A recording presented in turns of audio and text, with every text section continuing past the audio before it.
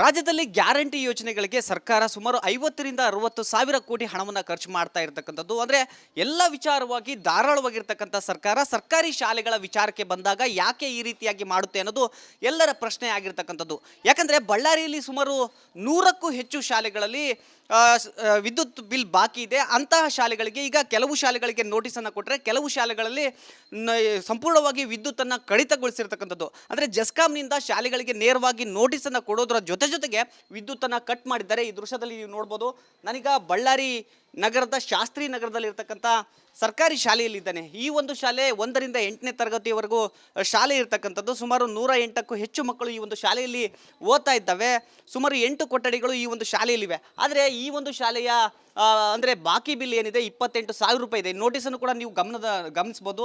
ನೋಟಿಸ್ನಲ್ಲಿ ಕೂಡ ಮೆನ್ಷನ್ ಮಾಡಿದ್ದಾರೆ 27,025 ರೂಪಾಯಿ ಬಿಲ್ ಬಾಕಿ ಇರ್ತಕ್ಕಂಥದ್ದು. ಆ ಹಣವನ್ನು ನೀವು ಇಮಿಡಿಯೇಟಾಗಿ ಕಟ್ಟಬೇಕು. ಕಟ್ಟದೆ ಹೋದರೆ ನಾವು ನಿಮ್ಮ ವಿದ್ಯುತ್ತನ್ನು ಕಟ್ ಮಾಡ್ತೀವಿ. ಒಂದು ವೇಳೆ ವಿದ್ಯುತ್ತನ್ನು ಕಟ್ ಮಾಡಿದ ಮೇಲೂ ಕೂಡ ನೀವು ಇದನ್ನು ಜಾಯಿಂಟ್ ಮಾಡ್ಕೊಂಡ್ರೆ ಅದನ್ನು ಕಳ್ಳತನದ ಪ್ರಕರಣವನ್ನಾಗಿ ನಾವು ಪರಿಗಣಿಸಿ ಕಂಪ್ಲೇಂಟನ್ನು ಕೊಡ್ತೀವಿ ಅಂತ ನೋಟಿಸನ್ನು ಕೂಡ ಹಾಕಿದ್ದಾರೆ. ಈಗಾಗಲೇ ವಿದ್ಯುತ್ತನ್ನು ಕಟ್ ಮಾಡಿದ್ದಾರೆ. ಮಕ್ಕಳು ಕತ್ಲಲ್ಲೇ ಓದ್ತಾ ಇದ್ದಾರೆ. ಈ ದೃಶ್ಯದಲ್ಲಿ ನೋಡ್ಬೋದು. ಈ ಒಂದು ಶಾಲೆಯಲ್ಲಿ ಸರಿಯಾಗಿ ಬೆಳಕಿನ ವ್ಯವಸ್ಥೆ ಇಲ್ಲ. ಹೀಗಾಗಿ ವಿದ್ಯುತ್ ಮೇಲೆ ಸಂಪೂರ್ಣವಾಗಿ ಅವಲಂಬಿತರಾಗಿರ್ತಕ್ಕಂಥದ್ದು. ಸುಮಾರು 108 ಮಕ್ಕಳು ಈ ಒಂದು ಶಾಲೆಯಲ್ಲಿ ಓದ್ತಾ ಇರತಕ್ಕಂಥದ್ದು. ಅವರೆಲ್ಲರೂ ಕೂಡ ವಿದ್ಯುತ್ ಇಲ್ಲ, ಅಂದರೆ ಬೆಳಕಿಲ್ಲ, ಜೊತೆಗೆ ಗಾಳಿ ಕೂಡ ಸರಿಯಾಗಿ ಇಲ್ಲದೆ ಇರತಕ್ಕಂಥ ಹಿನ್ನೆಲೆಯಲ್ಲಿ ಈ ರೀತಿಯಾಗಿ ಒಂದು ವ್ಯವಸ್ಥೆ ಸೃಷ್ಟಿಯಾಗಿರ್ತಕ್ಕಂಥದ್ದು. ನಾನು ಇನ್ನೊಂದು ಕೊಠಡಿಯನ್ನು ತೋರಿಸ್ತೀನಿ. ಅಲ್ಲೂ ಕೂಡ ಇದೇ ರೀತಿಯಾದ ಪರಿಸ್ಥಿತಿ ಇರತಕ್ಕಂಥದ್ದು. ಸರ್ಕಾರ ಸುಮಾರು 60,000 ಕೋಟಿಯನ್ನು ನಾವು ಗ್ಯಾರಂಟಿ ಯೋಜನೆಗಳಿಗೆ ಖರ್ಚು ಮಾಡ್ತೀವಿ ಅಂತ ಹೇಳ್ತಾ ಇದ್ರು ಕೂಡ ಇಂತಹ ಅಂದರೆ ಮಕ್ಕಳ ಭವಿಷ್ಯಕ್ಕೆ ಏನು ನೆರವಾಗಬೇಕಾದಂಥ ಸನ್ನಿವೇಶದಲ್ಲಿ ಈ ರೀತಿಯಾಗಿ ಮಾಡ್ತಕ್ಕಂಥದ್ದು ಎಷ್ಟರ ಮಟ್ಟಿಗೆ ಸರಿ? ಜೆಸ್ಕಾಂ ಅವರಿಗೆ ಸರಿಯಾಗಿ ಸೂಚನೆಯನ್ನು ಕೊಡಬೇಕಾಗಿತ್ತು ಸರ್ಕಾರ. ಶಾಲೆಗಳಿಗೆ ವಿದ್ಯುತ್ತನ್ನು ಫ್ರೀ ಕೊಡ್ತಾ ಇದ್ದಾರೆ ನಿಜ, ಆದರೆ ಬಾಕಿ ಉಳಿದ ಹಣವನ್ನು, ಅಂದರೆ ಹಿಂದೆ ಏನು ಬಾಕಿ ಇತ್ತು ಆ ಹಣವನ್ನು ಇಮಿಡಿಯೇಟಾಗಿ ಕಟ್ಟಬೇಕು ಅಂತ ಸರ್ಕಾರ ಹೇಳ್ತಾ ಇರ್ತಕ್ಕಂಥದ್ದು. ಅದರ ಜೊತೆಗೆ ನೀವೇನಾದರೂ ಕಟ್ಟದೆ ಹೋದರೆ ನಿಮ್ಮ ವಿರುದ್ಧ ಕಳ್ಳತನದ ಪ್ರಕರಣ, ಅಂದರೆ ನೀವು ಅತಿಕ್ರಮಣವಾಗಿ ವಿದ್ಯುತ್ತನ್ನು ಸಂಪರ್ಕ ಮಾಡ್ಕೊಂಡಿದ್ದೀರಿ, ಹೀಗಾಗಿ ನಾವು ನಿಮ್ಮ ವಿರುದ್ಧ ಕಳ್ಳತನದ ಪ್ರಕರಣವನ್ನು ಹೂಡ್ತೀವಿ ಅಂತ ಹೇಳ್ತಾ ಇರ್ತಕ್ಕಂಥದ್ದು ಸಾಕಷ್ಟು ಆಕ್ರೋಶಕ್ಕೆ ಕಾರಣವಾಗಿರ್ತಕ್ಕಂಥದ್ದು. ಈಗ ಶಾಲಾ ಶಿಕ್ಷಕರು ಸಾಕಷ್ಟು ಭಯದಲ್ಲಿದ್ದಾರೆ, ಪೋಷಕರು ಭಯದಲ್ಲಿದ್ದಾರೆ, ಮಕ್ಕಳ ಭವಿಷ್ಯ ಆತಂಕದಲ್ಲಿದೆ. ಇದಕ್ಕೆಲ್ಲ ಯಾರು ಹೊಣೆ ಅನ್ನೋದು ಈಗ ನಾವು ಪ್ರಶ್ನೆ ಮಾಡಬೇಕಾಗುತ್ತೆ. ನಮ್ಮ ಜೊತೆ ಈಗ ಶಾಲೆಯ ಮುಖ್ಯ ಶಿಕ್ಷಕರಿದ್ದಾರೆ, ಅವ್ರನ್ನ ಕೇಳೋಣ. ಸರ್, ಈ ಪ್ರಕರಣದ ಬಗ್ಗೆ ಏನು ಹೇಳ್ತೀರಾ? ವಿದ್ಯುತ್ತನ್ನು ಕಟ್ ಮಾಡಿದ್ದಾರೆ, ಏನೇನು ಸಮಸ್ಯೆ ಆಗ್ತಿದೆ? ನಮಗೆ ಕುಡಿಯೋ ನೀರಿನ ಸಮಸ್ಯೆ ಆಗುತ್ತೆ ಸರ್. ಆಮೇಲೆ ಶೌಚಾಲಯ ಬಳಸಲಿಕ್ಕೆ ನೀರು ಬೇಕು, ಪ್ರತಿಯೊಂದಕ್ಕೂ ಬೆಳಕಿಗೆ ಬೇಕು, ಎಲ್ಲವಕ್ಕೂ ನೀರಿನ ಸಮಸ್ಯೆ. ಕರೆಂಟ್ ಇಲ್ಲ ಅಂದರೆ ನಮ್ಗೆ ತೊಂದರೆ ಆಗುತ್ತೆ ಸರ್. ಸರ್, ಅನೇಕ ಕೊಠಡಿಗಳಿದ್ದಾವೆ ಇಲ್ಲಿ, ಅಲ್ಲೆಲ್ಲ ಬೆಳಕಿಲ್ಲ ಸರ್. ಮಕ್ಕಳು ಈಗ ಮೊದಲಿಗೆ ಬೆಳಕು ಅಂದರೆ ಲೈಟ್ ಹಾಕ್ಕೊಂಡೇ ಓದಿಸ್ತಿದ್ರು. ಹೌದು ಸರ್, ಲೈಟನ್ನು ಯೂಸ್ ಮಾಡ್ತಿದ್ವಿ ಸರ್. ಇವಾಗ ಕರೆಂಟ್ ಕಟ್ಟಾಡಿದಾಗಲಿಂದ ಸ್ವಲ್ಪ ನಮಗೆ ಬೆಳಕಿಂದ ತೊಂದರೆ ಆಗಿದೆ ಸರ್. ಮೇಲಧಿಕಾರಿಗಳ ಗಮನಕ್ಕೆ ತಂದ್ರ ಏನು ಹೇಳಿದ್ರು ಅಧಿಕಾರಿಗಳು? ನಮ್ಮ ಮೇಲಧಿಕಾರಿಗಳ ಗಮನಕ್ಕೆ ತಂದಾಗ ಒಂದು ಪತ್ರ ಬರೀರಿ, ಆ ಪತ್ರದಲ್ಲಿ ನೆಕ್ಸ್ಟು ಅನುದಾನ ಬಂದಾಗ ಕಟ್ತೀವಿ ಅಂತ ಹೇಳ್ರಿ, ಆಮೇಲೆ ಕನೆಕ್ಷನ್ ತೊಗೊಳ್ರಿ ಅಂತ ಹೇಳಿದ್ದಾರೆ ಸರ್. ನಮ್ಮ ಬಿ ಅವ್ರ ಹತ್ರ ಮಾತಾಡಿದ್ವಿ.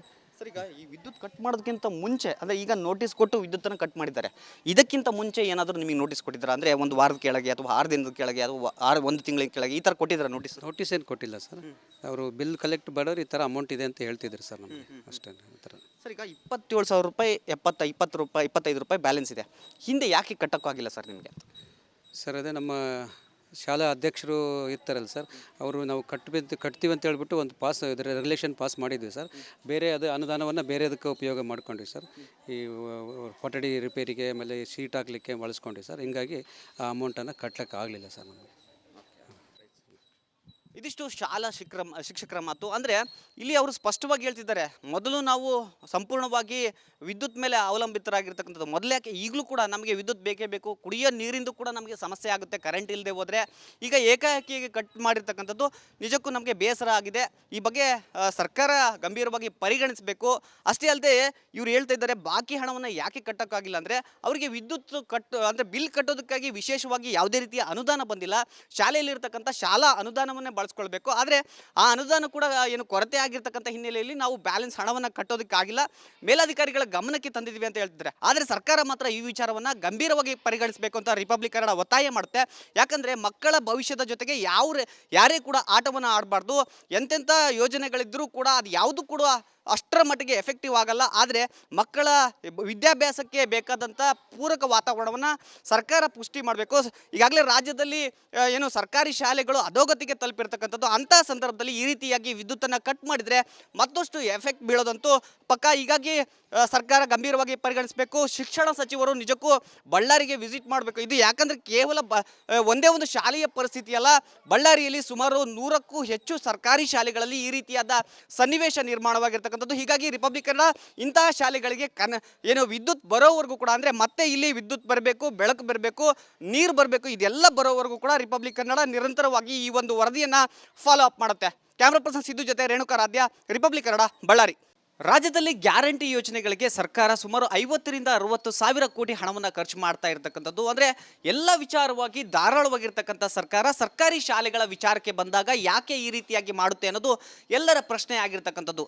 ಯಾಕಂದರೆ ಬಳ್ಳಾರಿಯಲ್ಲಿ ಸುಮಾರು 100ಕ್ಕೂ ಹೆಚ್ಚು ಶಾಲೆಗಳಲ್ಲಿ ವಿದ್ಯುತ್ ಬಿಲ್ ಬಾಕಿ ಇದೆ. ಅಂತಹ ಶಾಲೆಗಳಿಗೆ ಈಗ ಕೆಲವು ಶಾಲೆಗಳಿಗೆ ನೋಟಿಸನ್ನು ಕೊಟ್ಟರೆ, ಕೆಲವು ಶಾಲೆಗಳಲ್ಲಿ ಸಂಪೂರ್ಣವಾಗಿ ವಿದ್ಯುತ್ತನ್ನು ಕಡಿತಗೊಳಿಸಿರ್ತಕ್ಕಂಥದ್ದು. ಅಂದರೆ ಜೆಸ್ಕಾಂನಿಂದ ಶಾಲೆಗಳಿಗೆ ನೇರವಾಗಿ ನೋಟಿಸನ್ನು ಕೊಡೋದರ ಜೊತೆಗೆ ವಿದ್ಯುತ್ತನ್ನು ಕಟ್ ಮಾಡಿದ್ದಾರೆ. ಈ ದೃಶ್ಯದಲ್ಲಿ ನೀವು ನೋಡ್ಬೋದು. ನಾನೀಗ ಬಳ್ಳಾರಿ ನಗರದ ಶಾಸ್ತ್ರಿ ನಗರದಲ್ಲಿರ್ತಕ್ಕಂಥ ಸರ್ಕಾರಿ ಶಾಲೆಯಲ್ಲಿದ್ದಾನೆ. ಈ ಒಂದು ಶಾಲೆ 1ರಿಂದ 8ನೇ ತರಗತಿಯವರೆಗೂ ಶಾಲೆ ಇರ್ತಕ್ಕಂಥದ್ದು. ಸುಮಾರು 108ಕ್ಕೂ ಹೆಚ್ಚು ಮಕ್ಕಳು ಈ ಒಂದು ಶಾಲೆಯಲ್ಲಿ ಓದ್ತಾ ಇದ್ದಾವೆ. ಸುಮಾರು 8 ಕೊಠಡಿಗಳು ಈ ಒಂದು ಶಾಲೆಯಲ್ಲಿವೆ. ಆದರೆ ಈ ಒಂದು ಶಾಲೆಯ ಅಂದರೆ ಬಾಕಿ ಬಿಲ್ ಏನಿದೆ 28,000 ರೂಪಾಯಿ ಇದೆ. ನೋಟಿಸನ್ನು ಕೂಡ ನೀವು ಗಮನಿಸ್ಬೋದು. ನೋಟಿಸ್ನಲ್ಲಿ ಕೂಡ ಮೆನ್ಷನ್ ಮಾಡಿದ್ದಾರೆ 27,025 ರೂಪಾಯಿ ಬಿಲ್ ಬಾಕಿ ಇರ್ತಕ್ಕಂಥದ್ದು. ಆ ಹಣವನ್ನು ನೀವು ಇಮಿಡಿಯೇಟಾಗಿ ಕಟ್ಟಬೇಕು. ಕಟ್ಟದೆ ಹೋದರೆ ನಾವು ನಿಮ್ಮ ವಿದ್ಯುತ್ತನ್ನು ಕಟ್ ಮಾಡ್ತೀವಿ. ಒಂದು ವೇಳೆ ವಿದ್ಯುತ್ತನ್ನು ಕಟ್ ಮಾಡಿದ ಮೇಲೂ ಕೂಡ ನೀವು ಇದನ್ನು ಜಾಯಿಂಟ್ ಮಾಡ್ಕೊಂಡ್ರೆ ಅದನ್ನು ಕಳ್ಳತನದ ಪ್ರಕರಣವನ್ನಾಗಿ ನಾವು ಪರಿಗಣಿಸಿ ಕಂಪ್ಲೇಂಟನ್ನು ಕೊಡ್ತೀವಿ ಅಂತ ನೋಟಿಸನ್ನು ಕೂಡ ಹಾಕಿದ್ದಾರೆ. ಈಗಾಗಲೇ ವಿದ್ಯುತ್ತನ್ನು ಕಟ್ ಮಾಡಿದ್ದಾರೆ. ಮಕ್ಕಳು ಕತ್ಲಲ್ಲೇ ಓದ್ತಾ ಇದ್ದಾರೆ. ಈ ದೃಶ್ಯದಲ್ಲಿ ನೋಡ್ಬೋದು. ಈ ಒಂದು ಶಾಲೆಯಲ್ಲಿ ಸರಿಯಾಗಿ ಬೆಳಕಿನ ವ್ಯವಸ್ಥೆ ಇಲ್ಲ. ಹೀಗಾಗಿ ವಿದ್ಯುತ್ ಮೇಲೆ ಸಂಪೂರ್ಣವಾಗಿ ಅವಲಂಬಿತರಾಗಿರ್ತಕ್ಕಂಥದ್ದು. ಸುಮಾರು 108 ಮಕ್ಕಳು ಈ ಒಂದು ಶಾಲೆಯಲ್ಲಿ ಓದ್ತಾ ಇರತಕ್ಕಂಥದ್ದು. ಅವರೆಲ್ಲರೂ ಕೂಡ ವಿದ್ಯುತ್ ಇಲ್ಲ, ಅಂದರೆ ಬೆಳಕಿಲ್ಲ, ಜೊತೆಗೆ ಗಾಳಿ ಕೂಡ ಸರಿಯಾಗಿ ಇಲ್ಲದೆ ಇರತಕ್ಕಂಥ ಹಿನ್ನೆಲೆಯಲ್ಲಿ ಈ ರೀತಿಯಾಗಿ ಒಂದು ವ್ಯವಸ್ಥೆ ಸೃಷ್ಟಿಯಾಗಿರ್ತಕ್ಕಂಥದ್ದು. ನಾನು ಇನ್ನೊಂದು ಕೊಠಡಿಯನ್ನು ತೋರಿಸ್ತೀನಿ, ಅಲ್ಲೂ ಕೂಡ ಇದೇ ರೀತಿಯಾದ ಪರಿಸ್ಥಿತಿ ಇರತಕ್ಕಂಥದ್ದು. ಸರ್ಕಾರ ಸುಮಾರು 60,000 ಕೋಟಿಯನ್ನು ನಾವು ಗ್ಯಾರಂಟಿ ಯೋಜನೆಗಳಿಗೆ ಖರ್ಚು ಮಾಡ್ತೀವಿ ಅಂತ ಹೇಳ್ತಾ ಇದ್ರು ಕೂಡ ಇಂತಹ ಅಂದರೆ ಮಕ್ಕಳ ಭವಿಷ್ಯಕ್ಕೆ ಏನು ನೆರವಾಗಬೇಕಾದಂಥ ಸನ್ನಿವೇಶದಲ್ಲಿ ಈ ರೀತಿಯಾಗಿ ಮಾಡ್ತಕ್ಕಂಥದ್ದು ಎಷ್ಟರ ಮಟ್ಟಿಗೆ ಸರಿ? ಜೆಸ್ಕಾಂ ಅವರಿಗೆ ಸರಿಯಾಗಿ ಸೂಚನೆಯನ್ನು ಕೊಡಬೇಕಾಗಿತ್ತು ಸರ್ಕಾರ. ಶಾಲೆಗಳಿಗೆ ವಿದ್ಯುತ್ತನ್ನು ಫ್ರೀ ಕೊಡ್ತಾ ಇದ್ದಾರೆ ನಿಜ, ಆದರೆ ಬಾಕಿ ಉಳಿದ ಹಣವನ್ನು, ಅಂದರೆ ಹಿಂದೆ ಏನು ಬಾಕಿ ಇತ್ತು ಆ ಹಣವನ್ನು ಇಮಿಡಿಯೇಟಾಗಿ ಕಟ್ಟಬೇಕು ಅಂತ ಸರ್ಕಾರ ಹೇಳ್ತಾ ಇರ್ತಕ್ಕಂಥದ್ದು. ಅದರ ಜೊತೆಗೆ ನೀವೇನಾದರೂ ಕಟ್ಟದೆ ಹೋದರೆ ನಿಮ್ಮ ವಿರುದ್ಧ ಕಳ್ಳತನದ ಪ್ರಕರಣ, ಅಂದರೆ ನೀವು ಅತಿಕ್ರಮಣವಾಗಿ ವಿದ್ಯುತ್ತನ್ನು ಸಂಪರ್ಕ ಮಾಡ್ಕೊಂಡಿದ್ದೀರಿ, ಹೀಗಾಗಿ ನಾವು ನಿಮ್ಮ ವಿರುದ್ಧ ಕಳ್ಳತನದ ಪ್ರಕರಣವನ್ನು ಹೂಡ್ತೀವಿ ಅಂತ ಹೇಳ್ತಾ ಇರ್ತಕ್ಕಂಥದ್ದು ಸಾಕಷ್ಟು ಆಕ್ರೋಶಕ್ಕೆ ಕಾರಣವಾಗಿರ್ತಕ್ಕಂಥದ್ದು. ಈಗ ಶಾಲಾ ಶಿಕ್ಷಕರು ಸಾಕಷ್ಟು ಭಯದಲ್ಲಿದ್ದಾರೆ, ಪೋಷಕರು ಭಯದಲ್ಲಿದ್ದಾರೆ, ಮಕ್ಕಳ ಭವಿಷ್ಯ ಆತಂಕದಲ್ಲಿದೆ. ಇದಕ್ಕೆಲ್ಲ ಯಾರು ಹೊಣೆ ಅನ್ನೋದು ಈಗ ನಾವು ಪ್ರಶ್ನೆ ಮಾಡಬೇಕಾಗುತ್ತೆ. ನಮ್ಮ ಜೊತೆ ಈಗ ಶಾಲೆಯ ಮುಖ್ಯ ಶಿಕ್ಷಕರಿದ್ದಾರೆ, ಅವ್ರನ್ನ ಕೇಳೋಣ. ಸರ್, ಈ ಪ್ರಕರಣದ ಬಗ್ಗೆ ಏನು ಹೇಳ್ತೀರಾ? ವಿದ್ಯುತ್ತನ್ನು ಕಟ್ ಮಾಡಿದ್ದಾರೆ, ಏನೇನು ಸಮಸ್ಯೆ ಆಗ್ತಿದೆ? ನಮಗೆ ಕುಡಿಯೋ ನೀರಿಂದ ಸಮಸ್ಯೆ ಆಗುತ್ತೆ ಸರ್. ಆಮೇಲೆ ಶೌಚಾಲಯ ಬಳಸಲಿಕ್ಕೆ ನೀರು ಬೇಕು, ಪ್ರತಿಯೊಂದಕ್ಕೂ ಬೆಳಕಿಗೆ ಬೇಕು, ಎಲ್ಲವಕ್ಕೂ ನೀರಿನ ಸಮಸ್ಯೆ. ಕರೆಂಟಿಂದ ಇಲ್ಲ ಅಂದರೆ ನಮ್ಗೆ ತೊಂದರೆ ಆಗುತ್ತೆ ಸರ್. ಸರ್, ಅನೇಕ ಕೊಠಡಿಗಳಿದ್ದಾವೆ ಇಲ್ಲಿ, ಅಲ್ಲೆಲ್ಲ ಬೆಳಕಿಲ್ಲ ಸರ್. ಮಕ್ಕಳು ಈಗ ಮೊದಲಿಗೆ ಬೆಳಕು ಅಂದರೆ ಲೈಟ್ ಹಾಕ್ಕೊಂಡೇ ಓದಿಸ್ತಿದ್ರು. ಹೌದು ಸರ್, ಲೈಟನ್ನು ಯೂಸ್ ಮಾಡ್ತಿದ್ವಿ ಸರ್. ಇವಾಗ ಕರೆಂಟ್ ಕಟ್ಟಾಡಿದಾಗಲಿಂದ ಸ್ವಲ್ಪ ನಮಗೆ ಬೆಳಕಿಂದ ತೊಂದರೆ ಆಗಿದೆ ಸರ್. ಮೇಲಧಿಕಾರಿಗಳ ಗಮನಕ್ಕೆ ತಂದ್ರ ಏನು ಹೇಳಿದ್ರು ಅಧಿಕಾರಿಗಳು? ನಮ್ಮ ಮೇಲಧಿಕಾರಿಗಳ ಗಮನಕ್ಕೆ ತಂದಾಗ ಒಂದು ಪತ್ರ ಬರೀರಿ, ಆ ಪತ್ರದಲ್ಲಿ ನೆಕ್ಸ್ಟು ಅನುದಾನ ಬಂದಾಗ ಕಟ್ತೀವಿ ಅಂತ ಹೇಳ್ರಿ, ಆಮೇಲೆ ಕನೆಕ್ಷನ್ ತೊಗೊಳ್ರಿ ಅಂತ ಹೇಳಿದ್ದಾರೆ ಸರ್. ನಮ್ಮ ಬಿ ಅವ್ರ ಹತ್ರ ಮಾತಾಡಿದ್ವಿ. ಸರ್, ಈಗ ಈ ವಿದ್ಯುತ್ ಕಟ್ ಮಾಡೋದಕ್ಕಿಂತ ಮುಂಚೆ, ಅಂದರೆ ಈಗ ನೋಟಿಸ್ ಕೊಟ್ಟು ವಿದ್ಯುತ್ತನ್ನು ಕಟ್ ಮಾಡಿದ್ದಾರೆ, ಇದಕ್ಕಿಂತ ಮುಂಚೆ ಏನಾದರೂ ನಿಮಗೆ ನೋಟಿಸ್ ಕೊಟ್ಟಿದ್ದಾರೆ? ಅಂದರೆ ಒಂದು ವಾರದ ಕೆಳಗೆ ಅಥವಾ 6 ದಿನದ ಕೆಳಗೆ ಅಥವಾ 1 ತಿಂಗಳ ಕೆಳಗೆ ಈ ಥರ ಕೊಟ್ಟಿದ್ದಾರೆ ನೋಟಿಸ್? ನೋಟಿಸ್ ಏನು ಕೊಟ್ಟಿಲ್ಲ ಸರ್. ಅವರು ಬಿಲ್ ಕಲೆಕ್ಟ್ ಮಾಡೋರು ಈ ಥರ ಅಮೌಂಟ್ ಇದೆ ಅಂತ ಹೇಳ್ತಿದ್ರು ಸರ್ ನಮಗೆ, ಅಷ್ಟೇ ಈ ಥರ. ಸರ್, ಈಗ 27,000 ರೂಪಾಯಿ 20 ರೂಪಾಯಿ 25 ರೂಪಾಯಿ ಬ್ಯಾಲೆನ್ಸ್ ಇದೆ, ಹಿಂದೆ ಯಾಕೆ ಕಟ್ಟೋಕ್ಕಾಗಿಲ್ಲ ಸರ್ ನಿಮಗೆ? ಸರ್, ಅದೇ ನಮ್ಮ ಶಾಲಾ ಅಧ್ಯಕ್ಷರು ಇರ್ತಾರಲ್ಲ ಸರ್, ಅವರು ನಾವು ಕಟ್ತೀವಿ ಅಂತ ಹೇಳ್ಬಿಟ್ಟು ಒಂದು ರೆಗ್ಯುಲೇಷನ್ ಪಾಸ್ ಮಾಡಿದ್ವಿ ಸರ್. ಬೇರೆ ಅದು ಅನುದಾನವನ್ನು ಬೇರೆದಕ್ಕೆ ಉಪಯೋಗ ಮಾಡ್ಕೊಂಡ್ವಿ ಸರ್. ಈ ಕೊಠಡಿ ರಿಪೇರಿಗೆ ಆಮೇಲೆ ಶೀಟ್ ಹಾಕಲಿಕ್ಕೆ ಬಳಸ್ಕೊಂಡ್ವಿ ಸರ್. ಹಿಂಗಾಗಿ ಆ ಅಮೌಂಟನ್ನು ಕಟ್ಲಿಕ್ಕೆ ಆಗಲಿಲ್ಲ ಸರ್ ನಮಗೆ. ಇದಿಷ್ಟು ಶಾಲಾ ಶಿಕ್ಷಕರ ಮಾತು. ಅಂದರೆ ಇಲ್ಲಿ ಅವರು ಸ್ಪಷ್ಟವಾಗಿ ಹೇಳ್ತಿದ್ದಾರೆ, ಮೊದಲು ನಾವು ಸಂಪೂರ್ಣವಾಗಿ ವಿದ್ಯುತ್ ಮೇಲೆ ಅವಲಂಬಿತರಾಗಿರ್ತಕ್ಕಂಥದ್ದು. ಮೊದಲೇ ಯಾಕೆ ಈಗಲೂ ಕೂಡ ನಮಗೆ ವಿದ್ಯುತ್ ಬೇಕೇ ಬೇಕು, ಕುಡಿಯೋ ನೀರಿಂದು ಕೂಡ ನಮಗೆ ಸಮಸ್ಯೆ ಆಗುತ್ತೆ ಕರೆಂಟ್ ಇಲ್ಲದೆ ಹೋದರೆ. ಈಗ ಏಕಾಏಕಿ ಕಟ್ ಮಾಡಿರ್ತಕ್ಕಂಥದ್ದು ನಿಜಕ್ಕೂ ನಮಗೆ ಬೇಸರ ಆಗಿದೆ. ಈ ಬಗ್ಗೆ ಸರ್ಕಾರ ಗಂಭೀರವಾಗಿ ಪರಿಗಣಿಸಬೇಕು. ಅಷ್ಟೇ ಅಲ್ಲದೆ ಇವ್ರು ಹೇಳ್ತಾ ಇದ್ದಾರೆ, ಬಾಕಿ ಹಣವನ್ನು ಯಾಕೆ ಕಟ್ಟೋಕ್ಕಾಗಿಲ್ಲ ಅಂದರೆ ಅವರಿಗೆ ವಿದ್ಯುತ್ ಅಂದರೆ ಬಿಲ್ ಕಟ್ಟೋದಕ್ಕಾಗಿ ವಿಶೇಷವಾಗಿ ಯಾವುದೇ ರೀತಿಯ ಅನುದಾನ ಬಂದಿಲ್ಲ. ಶಾಲೆಯಲ್ಲಿರ್ತಕ್ಕಂಥ ಶಾಲಾ ಅನುದಾನವನ್ನೇ ಬಳಸ್ಕೊಳ್ಬೇಕು. ಆದರೆ ಆ ಅನುದಾನ ಕೂಡ ಏನು ಕೊರತೆ ಆಗಿರ್ತಕ್ಕಂಥ ಹಿನ್ನೆಲೆಯಲ್ಲಿ ನಾವು ಬ್ಯಾಲೆನ್ಸ್ ಹಣವನ್ನು ಕಟ್ಟೋದಕ್ಕಾಗಿಲ್ಲ, ಮೇಲಾಧಿಕಾರಿಗಳ ಗಮನಕ್ಕೆ ತಂದಿದ್ದೀವಿ ಅಂತ ಹೇಳ್ತಿದ್ದಾರೆ. ಆದರೆ ಸರ್ಕಾರ ಮಾತ್ರ ಈ ವಿಚಾರವನ್ನು ಗಂಭೀರವಾಗಿ ಪರಿಗಣಿಸಬೇಕು ಅಂತ ರಿಪಬ್ಲಿಕ್ ಕನ್ನಡ ಒತ್ತಾಯ ಮಾಡುತ್ತೆ. ಯಾಕಂದರೆ ಮಕ್ಕಳ ಭವಿಷ್ಯದ ಜೊತೆಗೆ ಯಾರೇ ಕೂಡ ಆಟವನ್ನು ಆಡಬಾರ್ದು. ಎಂತೆಂಥ ಯೋಜನೆಗಳಿದ್ದರೂ ಕೂಡ ಅದು ಯಾವುದು ಕೂಡ ಅಷ್ಟರ ಮಟ್ಟಿಗೆ ಎಫೆಕ್ಟಿವ್ ಆಗಲ್ಲ. ಆದರೆ ಮಕ್ಕಳ ವಿದ್ಯಾಭ್ಯಾಸಕ್ಕೆ ಬೇಕಾದಂಥ ಪೂರಕ ವಾತಾವರಣವನ್ನು ಸರ್ಕಾರ ಪುಷ್ಟಿ ಮಾಡಬೇಕು.